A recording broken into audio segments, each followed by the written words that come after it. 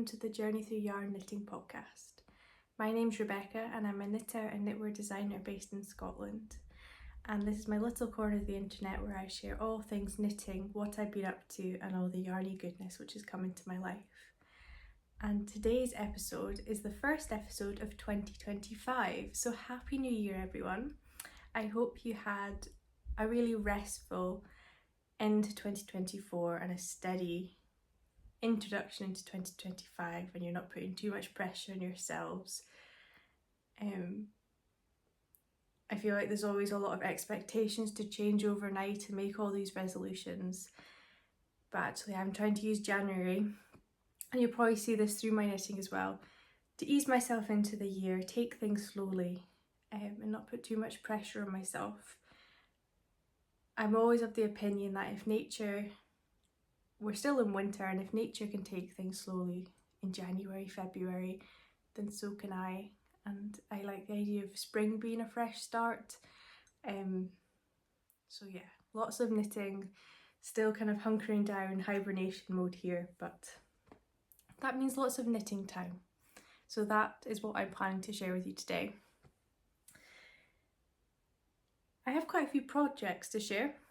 It's been a wee while. I had lots of grand plans for December, but actually I made the decision to just absorb myself in watching YouTube content. I felt there's so much fantastic festive and Christmas themed content going up in December on YouTube that actually adding to it was just going to be more overwhelming for viewers than necessary. So I thought a fresh start in January, and yeah, so that's where I've been. But before we get into that, I actually have a pattern release which has been in the works for several months now, and it is my West Sand sweater. I don't have it with me and I'm not wearing it, and we're actually wearing my Irene Sweater, but the West Sand sweater officially is released. Today is release day of the West Sand sweater, so if you're watching this on the day this video is uploaded, Sunday the 12th of January, it's now available on RAVELRY and Etsy. So where is the sweater? The sweater is actually on its way to the US. Lovely Eva at the Scottish Yarn Festival provided yarn support for this pattern, so it's the Scottish Yarn Festival's Clan DK. I will pop photos of it up, of course, but yes, the yarn was provided by Eva. And she's actually on her way to the States to travel around a few yarn shops who sell her yarn, and I think she's also going to Vogue Knitting Live. So lots of exciting things happening. So she asked if she could take my sample along with the West Sands, and I said yes, of course. So I should have really been organised and filmed this video when I still had the sweater, but life happens, life is busy, here we are. So that's where it is. So I don't actually have anything to hold up and show you, but this is an oversized, really cozy, comforting was what I was going for, raglan sweater. It's got quite a deep raglan, which was part of the oversized kind of feel to it, and then there's textured colourwork stripes on the lower part of the body and the sleeves. The inspiration behind it was West Sand. Some of you may have heard of that beach. It's a very famous beach in Scotland. It's in St Andrews, which is very well known for its golfing and golf course. A lot of people come to St Andrews for the golf, but next to the golf course is beach, and that's West Sands. It's one of my favourite beaches. I try to go as often as I can, and it's actually where they filmed the famous opening of Chariots of Fire when they're all running along the water's edge. That's West Sands, so a very famous spot in Scotland. So what I was trying to emulate with the colourwork stripes in this was, firstly the colours, the coastal colours was what I was trying to match of the beach, and then secondly there's a few pearl bumps within the stripes, so giving it that texture. And it was meant to be the kind of the rugged roughness of the Scottish landscape and the beach itself. So that's the West Sands sweater. It's now available. My testers did an unbelievable job. There was some fantastic different colour combinations. I'll also pop some photos in of them as well. And it was just, yeah, so a wonderful group of people to work with. So if you're one of my testers, thank you so much. It was lovely to work with you. What else to say? The pattern is out today on Sunday and until next Sunday. So for a whole week, I'm offering a 15% discount on your purchase of the West Sands sweater, either on Ravelry or Etsy. When you check out, there should be a spot where you can put in your coupon code, and if you pop in West Sands 15, that'll get you 15% off your purchase of the sweater, and that will run for a week. So until next Sunday. Yeah, that's all I have to say on the sweater. It's my first release of 2025 and I feel like the year's off to a very good start with that. Right, where to go next? Finished objects. I think we'll start with the kind of festive things. I've got one festive project, which was my Advent. We'll start with that, so then we've kind of laid Christmas to rest then. But this year I did the Toft Advent again. I did it last year and it was Nutcracker themed. And it's a mystery crochet along. So you kind of get a mood board of what Kerry, who's the brains behind Toft, what her inspiration is and where it's going. So this year it was like a woodland theme, which is very much up my street. And I enjoyed it so much last year that I thought, right, we're doing it again this year. And I love that you don't know what it is. You put your complete trust in Kerry and the Toft team, and time and time again they come up trumps and they're fantastic designs. So this year, I think I was stumped pretty much until almost the very end of what it was. I kind of had ideas throughout, but there was just one part that was just getting me. So this year, every day, I should start with saying this, every day you get out, there was a box, either a big box or a small box, which contained a material, normally a material or a nice token gift of what you would need that day to work on the project.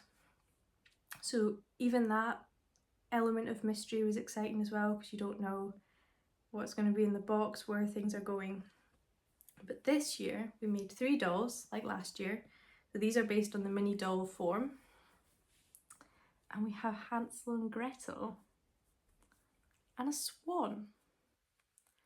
And this was the element that kept me guessing until the end. I think Hansel and Gretel, most people kind of worked out once they were finished. And this was the final part. And it's a swan.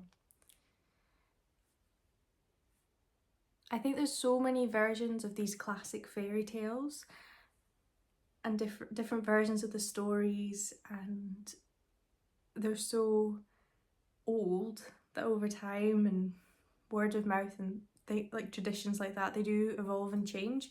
But in one version of the story, Hansel and Gretel escape and they travel across a lake, and to get across the lake they ride on a swan. It's not a version of the story that I had heard before, but since finishing the Advent I found the story and I've given it a read, and it's really nice actually. Not as gruesome as some of the versions. So yeah, Hansel and Gretel. Their heads slightly angled to the left a bit, but I think that's my decreased tension. So you just give them a twist and they do come round, but anyway. So this is Hansel and Gretel, not much really to say on them. It was a pleasure to knit. I love all the detail that goes into these Toft Advents. You know, they've got like little aprons with a pocket, a wee bag. Hansel's got a bag and a hat and a wee neckerchief, which I think is my favourite. And there's lots of surface crochet with embroidery thread. And yeah, the hair was really exciting as well. I hadn't done much crochet hair, so I've sewn Hansel's hat on, but he had really thick curls. But Gretel, I tried to do this like Dutch braid type thing down the back of her head. And what I really liked about the Toft Advent is, well, before you start, when you order your Advent, you can select the skin tone. So I went for oatmeal, but there's a wide variety of skin tones you can choose. And then throughout the Advent, Kerry gives you the option to adapt and kind of change elements. So you could choose your hair colour, you could choose the hair, you could choose, I'm trying to think, there was a few things throughout the Advent that by making a slight tweak or change or a choice, it made your Advent unique to everyone else's, which is really sweet. And it allows you a bit of creativity as well. I really enjoyed crocheting with the beads. We did some of this last year with the Nutcracker, and yeah, really enjoyed it actually. So these are going away in the Christmas box. Our decorations have all been packed up, but the box has been out, and now that I have shared this with you, the box can go up in the loft. So there we go. That's Advent and that's Christmas for another year. My next finished object, where shall we go? Mittens. It's gotten cold in Scotland, and now that we are living rurally, we're trying to get out and about and doing lots more walks than we had previously in the city. So the next two objects kind of allude to that, and the world's simplest mittens is my next finished object. These are knit in Filcolana Arwetta, which is 80% virgin wool, 20% nylon. So they're really, with the nylon, hard wearing, can go in the washing machine if needed. And yeah, very happy with these. I pretty much made these to pattern. These were my first pair, so I pretty much made them to pattern. The only difference I made was, I should have started by saying these are DK weight, so they are knit with Filcolana Arwetta held double to give me a DK weight. So the pattern is a free pattern. I would highly recommend, and you can do it in 4-ply, DK and Aran. So I went for the DK, and the actual hand of the mitten is knit on 4mm needles as to pattern, and then I actually did the cuff on 3mm needles, so they do fit really quite snug around my wrist,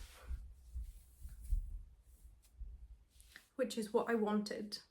So if I wore my jacket, it would stop them riding up and kind of keep them in place. So that's the only modification I made to this pattern. I've not got much more to say on this. They've been getting a lot of use. I really like them. I actually knit 2 other pairs, so I was on a bit of a knitting, I was on a bit of a mitten kick in December.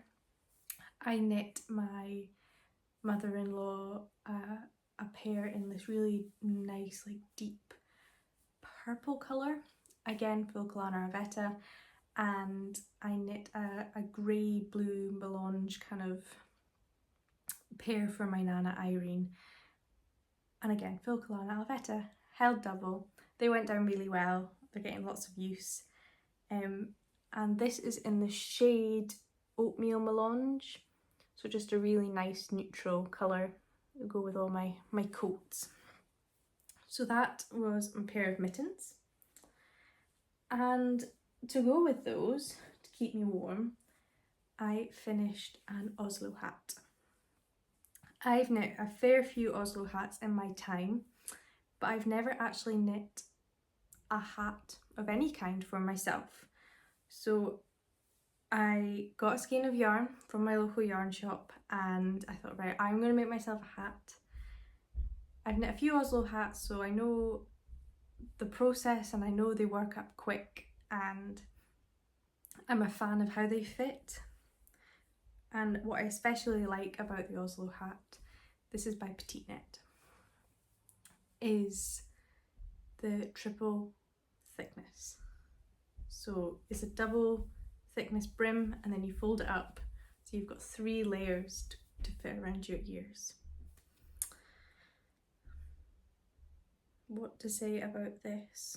I knit it on a 3.5mm needle, and this yarn is West Yorkshire Spinners Blueface Leicester, or Fleece Blueface Leicester, in the shade Fossil. So it's a really nice deep kind of bluey grey colour. I'll pop it on. And it fits really nice and snug around my head. So I'm very pleased. I'm very pleased with the hat, and it's, again, lots of use already. Always wearing it when I go out. My next finished object is actually right next to me, and I'm very excited to share this. I think it was a work in progress in my last episode. I've since finished it, and this is my slipover. This is my next design. I'm currently in the writing stage of this. It will then go to tech edit, so hopefully in a few weeks' time it will be ready to get test knitted. Its working title is the Harbour Tank. It's inspired, we've just recently moved to a coastal fishing village, and I love walking down to the waterfront and I just love being near the sea.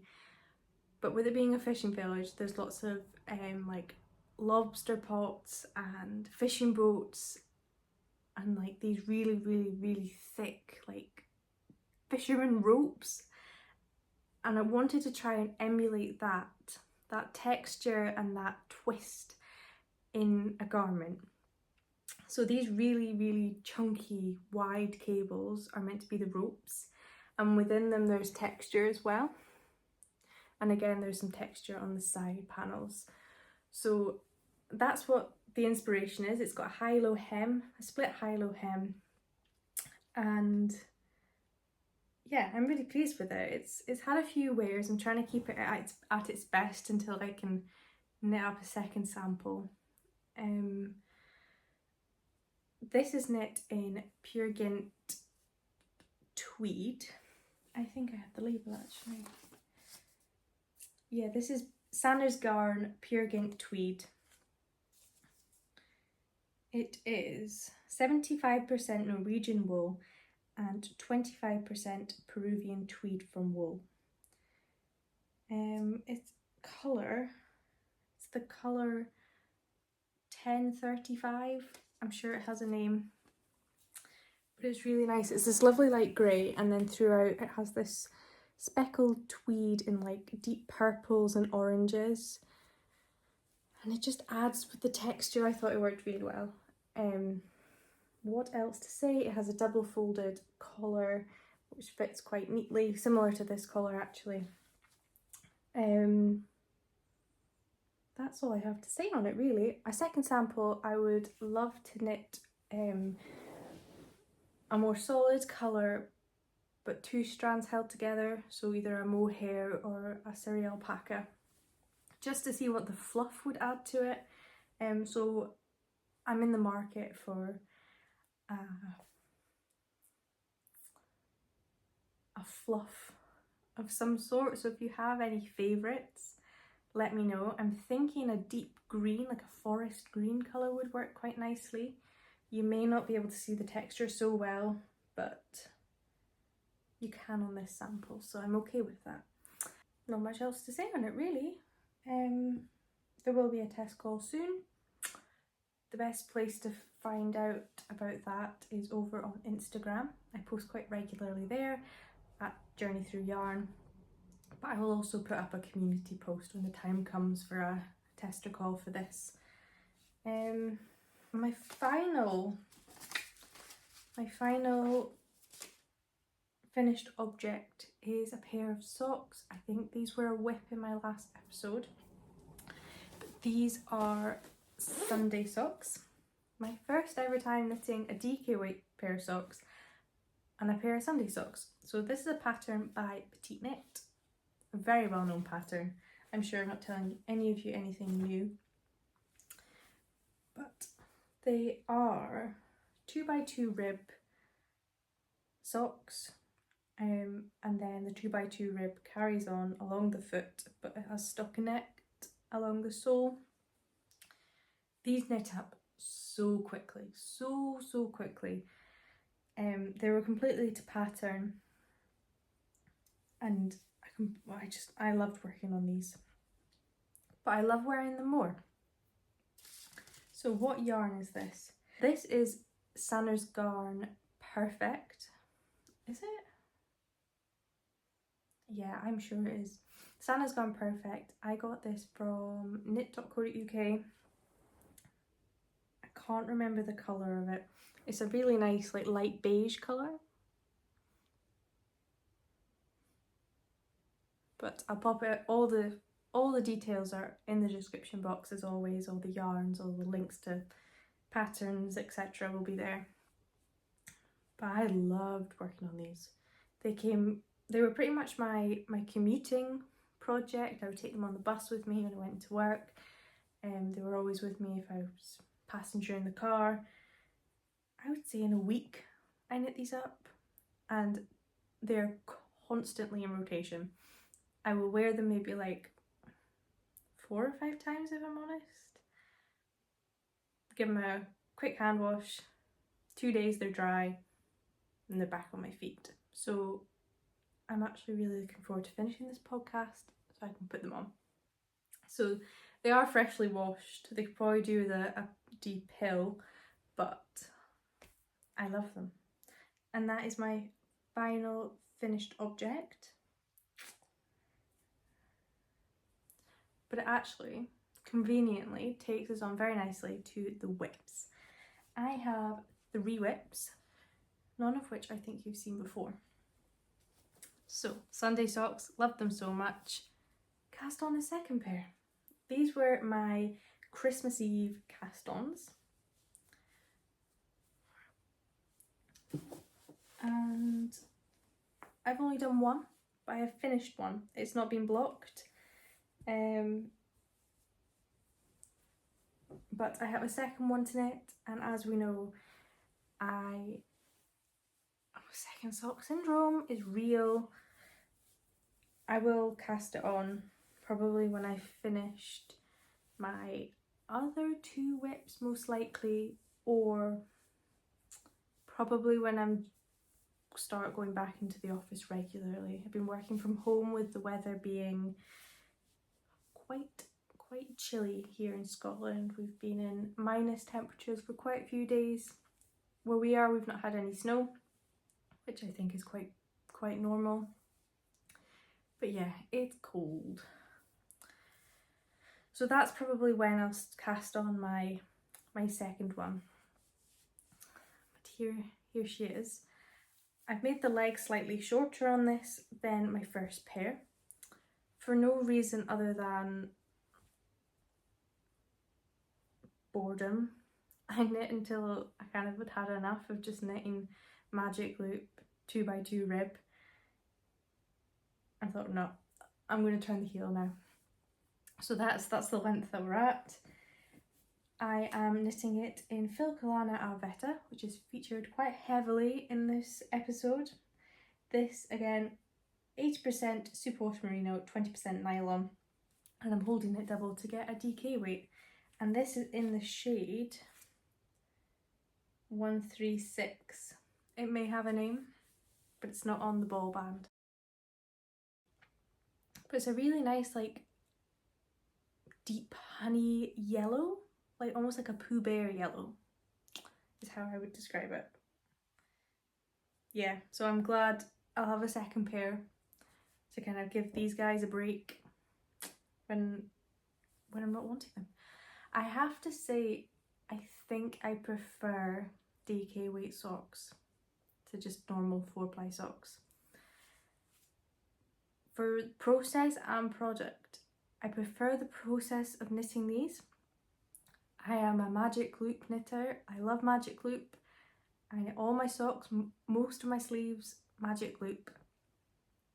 I find small circulars quite hard on my hands. I've never really managed to get the knack of them. And DPNs are just no.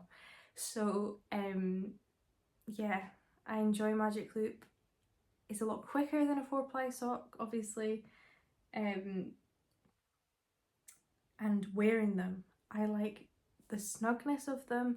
I have a few pairs of Birkenstock Bostons, and that one pair is actually a bit too big for me, so I like wearing my DK weight socks with those. It kind of fills the shoe out of it. Yeah, DK weight socks for the win. I think this might be the year of DK weight socks for me. So if you have any other pattern suggestions for DK weight socks, I would love to know them. Please let me know in the comments. Otherwise, I am just gonna have loads and loads of Sunday socks, which I love. I love the snugness that the 2x2 rib gives. But I think after this pair, I need to try a new pattern. So please let me know. Yeah, very grateful for your recommendations. My next whip was just yarn. It was my acquisition in the last video, and I have now made a bit of progress on it. I think it was maybe like November time I went really quite hard on knitting this. And this is Wool Dreamers Mancholopi. I think it's in the shade grey brown. It's this really like cool toned light brown, and it is unspun, which I have never worked with before. I hear that this is one of the easier unspun yarns to work with, and having not used any other unspun yarns, I can't comment, but at the start I found it quite challenging. It breaks a lot, it's really delicate, and it took me quite a few rows to kind of get into the rhythm and the tension of using it. But I would say after 2 or 3 sessions of sitting down and working on it, I kind of got the knack, and I've found that it hasn't broken on me since. I mean, it's broken on me if I've got it caught on something or I've sat on it, which is my fault and not the yarns, but it hasn't broken from me knitting, if that makes sense. And I've been using this to make the Miles shirt jacket, which is a pattern by Ozetta.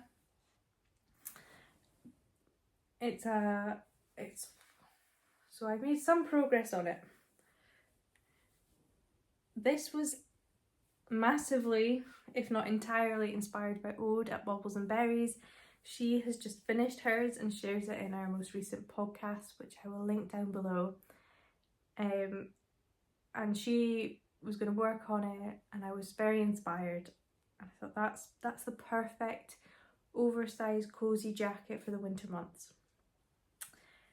Where am I with it? I have knit the body. It's got a really nice curved hem. This hasn't been blocked, so it's a bit of a nightmare to show you. And I have knit one sleeve. So I have a second sleeve to knit, button bands,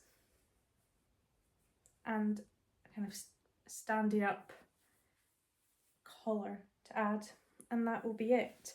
But I haven't worked on this throughout for maybe the last like 5 weeks, so it has definitely taken a bit of a setback. What to say about it? Knitting with unspun is probably what I've got to really share about now. I haven't really commented on the garment with it not being finished. I'm excited to block it and see how the yarn behaves. It is certainly oversized, but the writing of the pattern is fantastic. I would highly recommend the pattern if you're in the market for a slouchy cozy jacket. That is what it is. I'm most likely to wear this at home as a layering piece with like leggings and a t-shirt rather than an out and about type thing. Possibly in the spring I would wear it as a substitute for a coat, but as of now I'm definitely seeing this as a home item of clothing. It would have actually been perfect to get it done for this cold snap we're having, but such is life. What to say about knitting with unspun? I think I would definitely use it again, definitely. I'd like to try other unspun so that I can comment on how delicate one is compared to the other. If it does break, it's really easy just to wet felt back together. So yes, it's frustrating, but it's an easy fix. When you're knitting, you kind of, how much tension you put on it, you just feel like you would with any other spun yarn, how delicate something is, you kind of just adapt. And the more you work with it, the more you kind of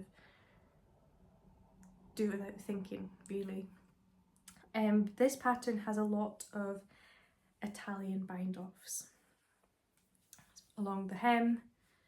I think it's a ribbed button band as well, so there'll be all that as well, and the cuff and the neckband. I love Italian bind-off. I love a sewn bind-off. I do all my bind-offs that way, but doing a sewn bind-off with unspun was a challenge. It certainly not put me off. The advice that I found online was to take it in small pieces and then add on, just sew rather than sewing through miles and miles of yarn, which is what I did. But what I also did was I felted. So this yarn is 2 strands knit together, and the plates come double-stranded. So what I did was I had a spray bottle of water next to me. I would take out a length that I was going to work with the sewn bind off, lightly spray it with water, and then rub it in my hands the whole way down so it felted it. So here is a piece which is felted together, and then it won't break. So that is what I would then do the sewn bind off with. And I actually found that it made it neater as well by having that more defined spin in the yarn. So that's what I did. And I did the same when I was picking up stitches. The first time I picked up stitches for the front piece, I mean, you can see it here, it's really quite loose and gapey. It's not neat at all. I'm gonna have to try and go over it and neaten it up somehow. And that was just, the tension was too tight when I was picking my stitches up to try and keep them like tight and close so I didn't have the big holes, but it just didn't work. So on my second sleeve, or my second front piece, I felted the yarn and then picked up the stitches, and you can see the second one is just so much neater. So that's my kind of learning from it, is when it comes to small details like that. Just accept I need to felt some of it together, and it does help. In my experience, someone who's unexperienced at working with unspun yarn, it has helped to neaten up the small details like that. So that's my Miles shirt jacket. I'm hoping to get on soon, maybe later this month, and get the second sleeve knit up. And as I say, I'm really looking forward to blocking this and seeing how the yarn behaves. So that's the Miles shirt jacket by Ozetta. And now my final work in progress is something I'm really, really, really excited to share. I've kind of kept it quite quiet, and I kind of teased, I think it was 2 videos ago when I was going through my stash, that I was working with Making Stories to do a design for their forest issue, which is coming out autumn-winter 2025. And I've been working on this since, well, the submission for the design, when I submitted the proposal, was back in May last year. I got word in July that my design had been accepted. So really from July, I've been working on the design. I got it all written and graded and submitted to Making Stories in November, and since then there's been a tester call, all done through Making Stories, and the test knit is due to start in a few weeks' time, which is really, really exciting. So this is for a cardigan. It's called the Tentsmuir cardigan. Tentsmuir is a national nature reserve in Scotland, in Fife. It's one which I really frequently like to visit, especially in the summer. So it has a very special place in my heart, and the theme was forest, so it felt right to call it that. So I have a finished cardigan to show you. So this was my first sample, and here she is.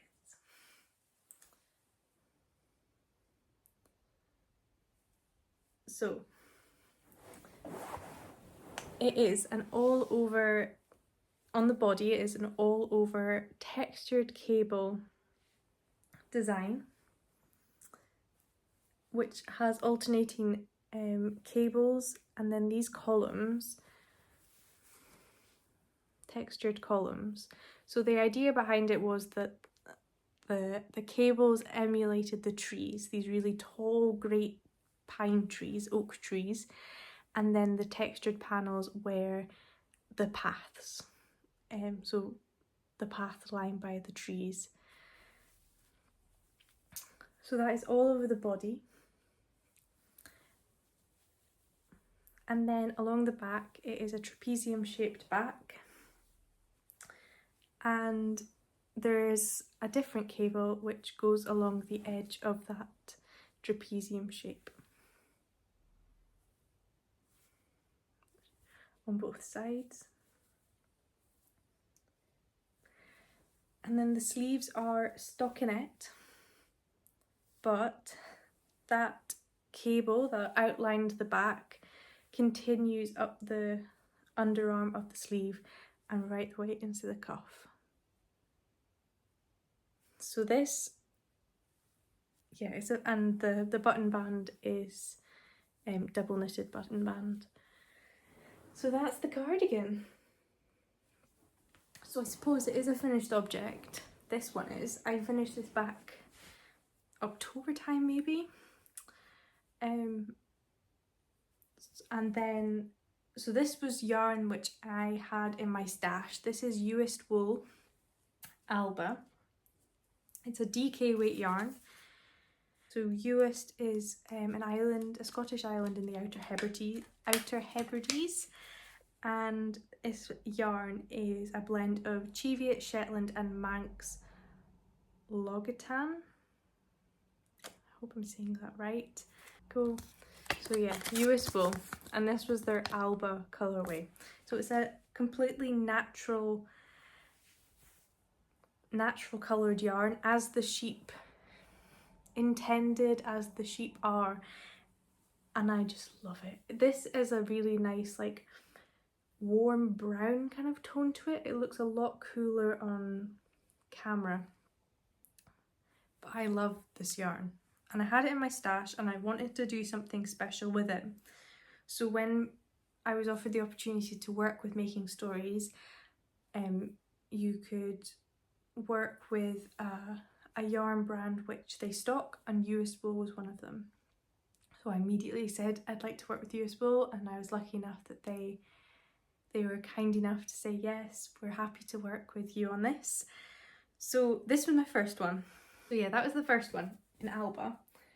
And the second one, which is the whip, which is the one which is getting posted to Germany as the official sample for Making Stories. So this again is US Wool, but it is their Saban range, colour range. Again, DK, but this is a blend of Cheviot and Hebridean. So they're both very rustic yarns, which I love, and why I felt they worked quite well with this design. So this is a size 3, which is what they've asked for.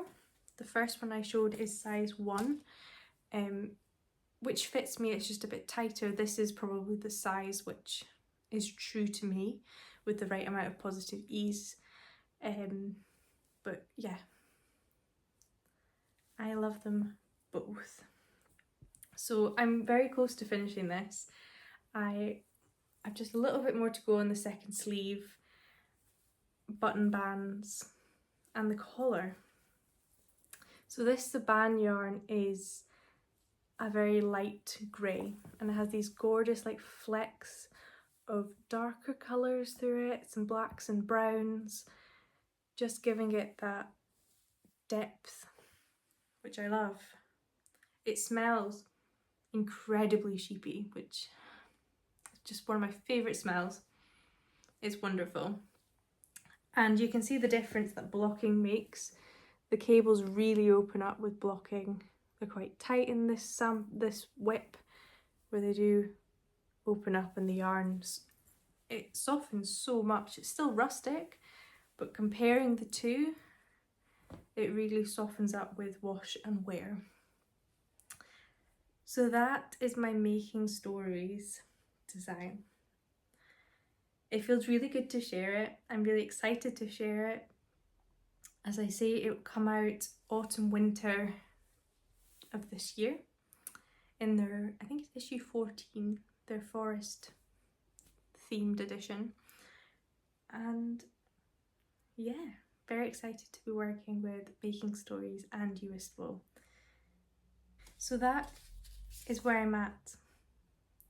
My Tense Mirror cardigan at the moment is my priority, and the plan is to get that finished and posted off to Germany in the next week or two, and then we can get started on some new and exciting things.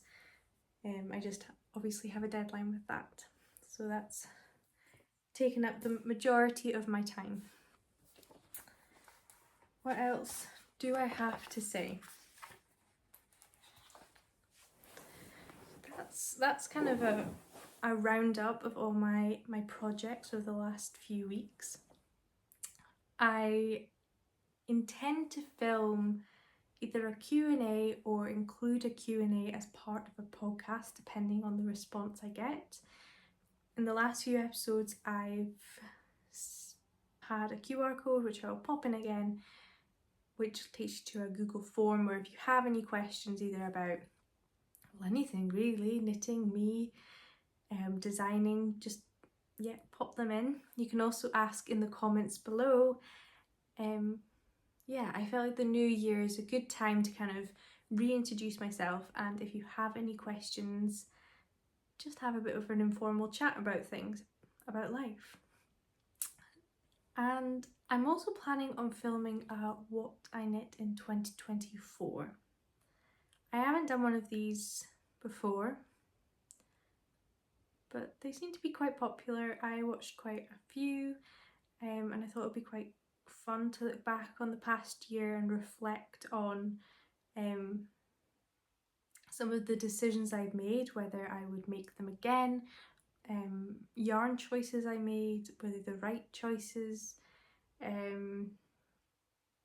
Yeah, and it might give me a bit of direction of where I want my knitting to go in the next year in terms of my style, my wardrobe, and the yarns that I'm working with.